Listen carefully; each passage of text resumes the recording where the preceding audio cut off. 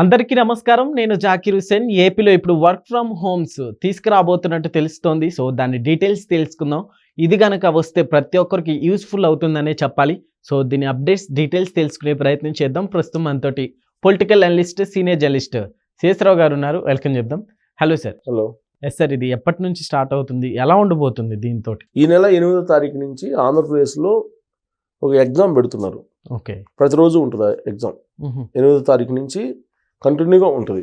ఎలా అంటే morning 1 hour, అది 11 to 12, ఈవినింగ్ 3 to 4 1 hour, ఇలా ప్రతిరోజు ఉంటుంది. 8వ తారీఖు నుంచి దీనికి స్టార్ట్ చేస్తున్నారు. దీని ప్రోగ్రామ్ పేరు కౌశలం అని పేరు పెట్టారు. ఓకే, ఈ ప్రోగ్రాంలో నిరుద్యోగులు ఎవరైనా పార్టిసిపేట్ చేయొచ్చు. ఎవరైనా సరే మీరు రాయొచ్చు, ఎగ్జామ్ రాయొచ్చు. ఎగ్జామ్ రాసి ఆ ఎగ్జామ్లో ఏమేమి ఉంటాయి, మీకు జనరల్ యాప్టిట్యూడ్ ఉంటాయి, తర్వాత మీకు సైకోమెట్రిక్ టెస్ట్ అని ఉంటుంది, తర్వాత మీ స్కిల్ని అసెస్ చేసేటువంటి కార్యక్రమం ఉంటాయి వాటిలో.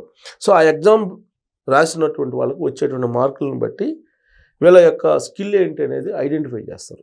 గవర్నమెంటే ఐడెంటిఫై చేస్తుంది. ఐడెంటిఫై చేసి వాళ్ళకి ఎంప్లాయ్మెంట్ కల్పిస్తుంది. ఎక్కడ ఎంప్లాయ్మెంటు? ఆ రాష్ట్రంలోనే వాళ్ళు ఉన్నటువంటి ప్లేస్లోనే ఎంప్లాయ్మెంట్ కల్పిస్తుంది. వర్క్ ఫ్రమ్ హోమ్ అంటే ఇంటి నుంచి పనిచేసేలాగా ప్రభుత్వం కంపెనీలకి అలాగే ఈ ఉద్యోగస్తుల మధ్య అనుసంధానం చేయబోతుంది. ఇప్పటివరకు జరిగింది ఏంది? ఆంధ్రప్రదేశ్లో చదువుకుంటారు, ఆంధ్రప్రదేశ్లో గ్రాడ్యుయేషన్ అవుతారు, అక్కడి నుంచి హైదరాబాద్కో, బెంగళూరుకో, లేకపోతే ముంబైకో, ఢిల్లీకో, లేదంటే అమెరికాకో, ఆస్ట్రేలియాకో, కెనడాకో వెళ్ళిపోతున్నారు. సార్, బట్ ఇక్కడ వర్క్ ఫ్రమ్ హోమ్ అంటే ఎంతమందికి పాసిబిలిటీ ఉంటుంది? సో అసలు అందరికీ పాసిబిలిటీ ఉండేలాగా చెయ్యాలి అనేదే చంద్రబాబు నాయుడు గారి యొక్క కాన్సెప్ట్. చదువుకున్న వాళ్ళందరూ మేధో సంపత్తి అంతా కూడా బయటికి వెళ్ళిపోతే ఆంధ్రప్రదేశ్ పరిస్థితి ఏంటి? ఇప్పటికే ఆంధ్రప్రదేశ్ని సామూహికంగా ఆర్థిక రేప్ చేశారు. నేను ఆ పదాన్ని ఎందుకు వాడుతున్నానంటే, ఆంధ్రప్రదేశ్ని ఏ విధంగా దోచుకుంటున్నారు కొంతమంది అని అంటే, అక్కడ సంపాదిస్తున్నారు, హైదరాబాద్లో పెట్టుబడి పెడుతున్నారు, అక్కడ సంపాదించుకుంటున్నారు, బెంగళూరులో పెట్టుబడి పెడుతున్నారు. ఇది చేస్తుంది ప్రభుత్వ ఉద్యోగులు కానీ లేదా రాజకీయ నాయకులు కానీ. అందరు కాదు, కొంతమంది. వీళ్ళు చేస్తుంది ఏంది? దోపిడీదారులు. కొంతమంది దోపిడీదారులు చేస్తున్న పని ఏంది? అక్కడ సంపాదించినటువంటి కోట్లాది రూపాయలు హైదరాబాద్లో, బెంగళూరులో పెట్టుబడి పెడుతున్నారు. అంటే ఆంధ్రప్రదేశ్ని ఒక పాడి గేదె కింద ఉపయోగించుకుంటున్నారు, పాడి ఆవు కింద ఉపయోగించుకుంటున్నారు ఆంధ్రప్రదేశ్ని ఈ దోపిడీదారులు. ఆ రాష్ట్రం ఎప్పుడు బాగుపడాలి? చదువుకున్న వాళ్ళు వేరే దేశాలకు వెళ్ళిపోతున్నారు, చదువుకున్న వాళ్ళు వేరే రాష్ట్రాలకు వెళ్ళిపోతున్నారు. అందుకే చంద్రబాబు నాయుడు గారు ఆయన యొక్క జీవిత లక్ష్యం ఆంధ్రప్రదేశ్కి తన శ్వాస ఉన్నంత వరకు న్యాయం చేయాలనేటువంటి కాన్సెప్ట్ తోటి ఆయన వెళ్తున్నారు. దీంట్లో ఎలాంటి సందేహం ఎవ్వరూ సందేహించాల్సిన అవసరం కూడా లేదు.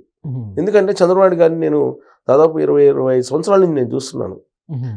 అప్పుడే ఆయన ఆలోచనకి ఇప్పుడు ఆలోచనలకి చాలా తేడా ఉంది. ఆంధ్రప్రదేశ్కి ఆయన ఊహించిన విధంగా ఒక రకంగా అన్యాయం జరిగిందని ఆయన బాధపడుతున్నాడు.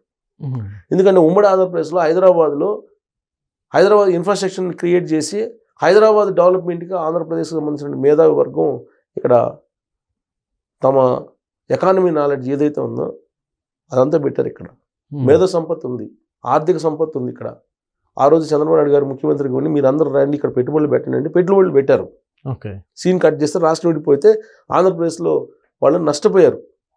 ఇంకొకసారి ఆ తప్పు జరగకుండా చంద్రబాబు నాయుడు గారు 3 జోన్లను పెట్టారు. ఈసారి ఆంధ్రప్రదేశ్లో 3 జోన్లను పెట్టి అక్కడ వైజాగ్ జోన్ ఒకటి, ఎకానమీ జోను, అమరావతి ఇంకో జోను, అలాగే రాయలసీమలో తిరుపతి ఒక జోన్ పెట్టి ఈ 3 జోన్లకు 3 సీఈఓలు, ఐఏఎస్ని, సీనియర్ ఐఏఎస్ని అపాయింట్ చేశారు సమగ్ర అభివృద్ధి కోసం. ఇవన్నీ చేస్తూనే ఆయన ఇప్పుడు చెప్తుంది ఏంది, ఇప్పుడు ప్రపంచం పోతున్నటువంటి పోకడ ఏ విధంగా ఉందనేది చంద్రబాబు నాయుడు గారికి తెలిసినంతగా ఎవరికీ తెలియదు. ఎకానమీ నాలెడ్జ్ నాలెడ్జే ఎకానమీ అంటున్నారు. ఇంతకుముందులాగా మన దగ్గర ఏదో భూములు ఉంటేనో డబ్బు ఉంటేనే కాదు, నాలెడ్జ్ ఈజ్ పవర్ అంటారు. ఇది ఎప్పుడో రవీంద్రనాథ్ ఠాగూర్ గారు చెప్పారు, నాలెడ్జ్ ఈజ్ పవర్ అని. సో ఇవాళ నాలెడ్జ్ ఉంటే డబ్బులు అటుగా అయ్యే వస్తాయి. సత్యనారాయణలా ఎక్కడి నుంచి ఎక్కడికి వెళ్ళారు? సుందర్ పిచ్చయ్య ఎక్కడి నుంచి ఎక్కడికి వెళ్ళారు? సో వీళ్ళందరిని చూసిన తర్వాత నాలెడ్జ్ అనేది ఉంటే ఎకానమీ అదే వస్తుంది. Knowledge economy important. రాబోయే రోజుల్లో స్మార్ట్ వర్క్ నేర్చుకోండి, హార్డ్ వర్క్ వద్దు, స్మార్ట్ వర్క్ నేర్చుకోండి అని చెప్పి చంద్రబాబు గారు చెప్తున్నారు. రాబోయే రోజుల్లో క్వాంటమ్ టెక్నాలజీ వస్తుంది. జనవరి 26 ఇంకొక 4 రోజుల్లో నీకు క్వాంటమ్ కంప్యూటర్స్ని ఓపెన్ చేస్తున్నారు అక్కడ అమరావతిలో. ఆ క్వాంటమ్ కంప్యూటర్స్ని ఓపెన్ చేసిన తర్వాత ఆల్రెడీ వర్క్ స్పేస్లకి కోవర్క్ స్టేషన్స్ని ఏర్పాటు చేయాలని చెప్పి ఆల్రెడీ ఆర్డర్ చేశారు. ప్రతి మండల హెడ్ క్వార్టర్లో మేజర్ పంచాయతీల్లో వర్క్ స్టేషన్స్ని ఏర్పాటు చేయాలని చెప్పి ఆర్డర్స్ పాస్ చేశారు చంద్రబాబు గారు. ఇవన్నీ ఎందుకు చేస్తున్నారు? ఆంధ్రప్రదేశ్లో చదువుకున్నటువంటి వాళ్ళందరూ కూడా ఆంధ్రప్రదేశ్లో ఉంటూ ఆంధ్రప్రదేశ్లో ఉద్యోగం చేస్తూ ఆంధ్రప్రదేశ్ అభివృద్ధికి ఉపయోగపడాలని, అంతే తప్ప ఆంధ్రప్రదేశ్లో చదువుకొని హైదరాబాద్కి వచ్చి డబ్బులు చెల్లించమని కాదు. అలాగే ఆంధ్రప్రదేశ్లో దోచుకున్న డబ్బుని హైదరాబాద్లో పెట్టుబడులు పెట్టమని కాదు. అందుకే చంద్రబాబు నాయుడు గారు ఎంత డెవలప్ చేసినా కానీ రెవెన్యూ తగ్గుతుంది. వాళ్ళు జిఎస్టీ తగ్గింది. ఎందుకు తగ్గింది? ఆంధ్రప్రదేశ్లో ఉండేటువంటి పారిశ్రామికవేత్తల కంపెనీలన్నీ ఇక్కడ ఉన్నాయి. జిఎస్టీ ఎవరు చెల్లిస్తారు? తెలంగాణకి చెల్లిస్తారు. తెలంగాణ గవర్నమెంట్ చెల్లిస్తారు. సో ఇది మారేంత వరకు కూడా ఆంధ్రప్రదేశ్ రెవెన్యూ పెరగదు. అలాగే ఆంధ్రప్రదేశ్లో ఉండేటువంటి చదువుకున్నటువంటి వాళ్ళు ఆంధ్రప్రదేశ్ని వెళ్లకుండా ఉండేదానికి ఏర్పాట్లు చేస్తున్నారు ఆయన. అందుకే కౌశల్యం అనేటువంటి ఒక పథకాన్ని పెట్టి ఆయన ఇప్పుడు జనరల్గా మనం టోఫెల్ రాస్తామా, జిఆర్ఏ రాస్తామా వేరే దేశానికి వెళ్ళడానికి. సో అది ఆ ఎగ్జామ్ ఎలా కండక్ట్ చేస్తారో అలానే కండక్ట్ చేస్తున్నారు.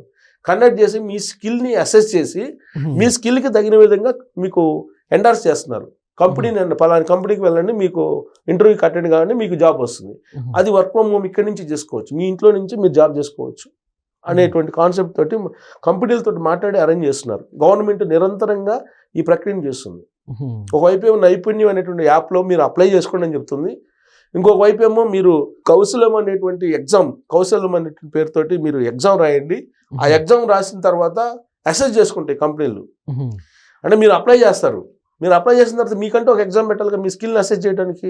సో మీ స్కిల్ని అసెస్ చేయడానికి ఈ ఎగ్జామ్ రాయాలి. ఈ ఎగ్జామ్ రాస్తే దానికి తగినటువంటి స్కిల్ అది 10th నుంచి పీజీ దాకా ఎవరైనా సరే, అన్స్కిల్డ్ పీపుల్ అయినా సరే మీరు ఎగ్జామ్ రాయొచ్చు. మీ స్కిల్కి తగినటువంటి కంపెనీ ఏది ఉందని ఐడెంటిఫై చేసి వాళ్ళే చూపిస్తారు.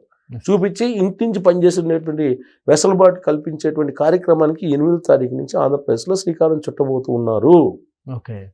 ఇది స్వదేశంతో పాటు విదేశాల్లో ఉన్న కంపెనీలతో కూడా కాంటాక్ట్ అయ్యి ఇక్కడి నుంచి వర్క్ చేసేదానికి ఏర్పాట్లు చేస్తున్నారు.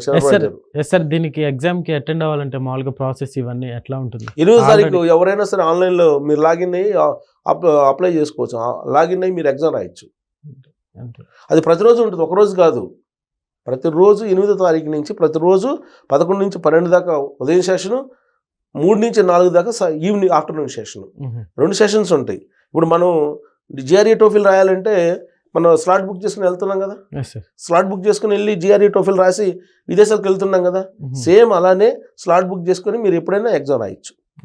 ఎగ్జామ్ రాస్తే మీరు మీ స్కిల్కి తగ్గట్టు ఎక్కడ ఉన్నాయి, లేదా మీ స్కిల్ బాగాలేదు, మీరు ఏ విధంగా మళ్ళీ దాన్ని స్కిల్ని పెంచుకునేదానికి అవకాశం ఉంది అనేది స్కిల్ ఆడిట్ ఎలాగ ఉంది, దానికి ట్రైనింగ్ ఇచ్చేటువంటి సెంటర్స్ ఉన్నాయి. ఇవన్నీ ఆంధ్రప్రదేశ్ గవర్నమెంట్ చేస్తుంది. సో రాబోయేటువంటి రోజుల్లో వర్క్ ఫ్రమ్ హోమ్ అక్కడ ఉండేటువంటి వాళ్ళు ఆ రాష్ట్రాన్ని విడిపోకుండా అక్కడే ఉండి వాళ్ళ ఇంట్లోనే ఉండి పని చేసుకునేటువంటి వెసులుబాటు చంద్రబాబు నాయుడు గారు కల్పిస్తూ ఉన్నారు. అందుకే ఎకానమీ నాలెడ్జ్ని ఆయన నమ్ముతున్నాడు. ఆయన నమ్మటం కాదు, రాబోయే రోజుల్లో నాలెడ్జ్ ఎకానమీ అనేది ఇంపార్టెంట్. డబ్బు భూములు ఇవి కాదు, నాలెడ్జ్ ఎకానమీ ఇంపార్టెంట్. ఎక్కడ నాలెడ్జ్ ఉంటుందో అదే సంపద. ఎక్కడ నాలెడ్జ్ లేదో అది సంపద కాదు, సంపద కింద ట్రీట్ చేయరు.